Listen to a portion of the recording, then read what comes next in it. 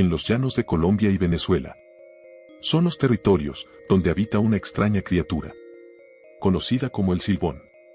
Este ser fantasmal merodea desde tiempos muy antiguos por estas zonas para acabar con los caminantes. El relato comienza con un joven llamado Joaquín, que vivía con sus padres en un rancho. Era un joven de temperamento inestable y de carácter violento. Un día hambriento y enfadado exigió a su padre que le consiguiera un borrego para comer. El padre, queriendo calmar a su hijo, salió en busca del borrego. Pero cuando regresó con las manos vacías, el hijo, descontrolado por la decepción, lo mató en un abrir y cerrar de ojos, enloquecido por la ira. Según cuentan algunas personas, Joaquín desmembró a su padre y se lo sirvió a su madre en la cena. Cuando su madre se enteró de la atrocidad de su hijo, maldijo a Joaquín por lo cometido, llena de dolor e ira. Según cuentan otras versiones, fue el abuelo de Joaquín quien, al descubrir el crimen, le maldijo. El castigo fue severo: azotó a Joaquín con un látigo y lo condenó a vagar por todo el mundo, cargando un saco de huesos con los restos de su padre. Desde ese momento, Joaquín, transformado en el Silbón, fue condenado a vagar por los llanos, silbando una melancólica melodía. Un silbido que se pierde en la inmensidad de la llanura.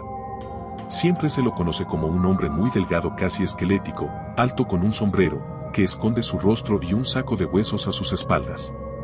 El Silbón es un ser errante y su presencia se anuncia con un peculiar silbido que produce un efecto escalofriante.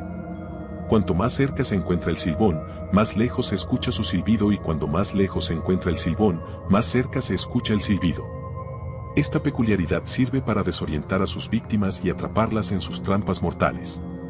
Según los antiguos, el Silbón persigue a los hombres lujuriosos y a los borrachos, como castigo a sus pecados. Cuando ataca a un borracho, le suele succionar el ombligo para beber el licor que éste haya ingerido. A sus demás víctimas las suele desmembrar sin ninguna compasión, y luego meter sus huesos dentro del saco. El Silbón es considerado uno de los espectros más peligrosos, porque no suele reconocer entre personas buenas y malas. La leyenda cuenta que este ser suele escoger una casa y sentarse en la esquina de la misma a contar los huesos de su saco. Mientras entona su silbido, si varios miembros de la casa logran escucharlo, no pasa nada, pero si no lo oyen, una de las personas de ese hogar amanece muerto. ¿Qué apariencia tiene o cómo luce el Silbón? El aspecto del Silbón es descrito como el de un hombre delgado y muy alto, que puede llegar a medir hasta los 6 metros de altura. Cuando se sienta, las rodillas le llegan hasta la cabeza. Y usa un sombrero de copa ancha y carga sobre su espalda un saco donde lleva los huesos de su padre y sus víctimas. Su cara es pálida como la de un muerto en vida. Las historias y leyendas de los llanos han dejado varias formas de protegerse de esta entidad maligna. Evita el silbido. El rasgo más identificable del Silbón es un melancólico silbido. Se dice que cuando sus silbidos se escucha fuerte y claro, el Silbón está lejos. Pero cuando el silbido suena suave y distante, está cerca. Al escuchar su silbido, la primera y única recomendación es alejarse del lugar, preferentemente hacia un área poblada. Mantener una vida tranquila. El Silbón suele castigar a los hombres mujeriegos y a los borrachos que se la pasan de cantina en cantina. Portar siempre un ají, ya que el Silbón teme el ají, ya que cuando descubrieron su crimen fue azotado y torturado. Y en sus heridas untados todo tipo de ají para alargar su sufrimiento y agonía. El uso de objetos benditos. En algunas versiones se dice que el Silbón evita las casas protegidas por la fe. Un crucifijo en la entrada de la casa o un rosario cerca de la cama puede mantener alejado a este ente sobrenatural. Los perros y los gallos. Se cree que los perros tienen la capacidad de percibir la presencia del Silbón, y sus ladridos pueden ahuyentarlo. Además, se dice que el canto del gallo al amanecer marca el fin de su errancia nocturna, lo que podría ser un momento seguro para salir de nuevo. Estar alerta durante las noches de lluvia.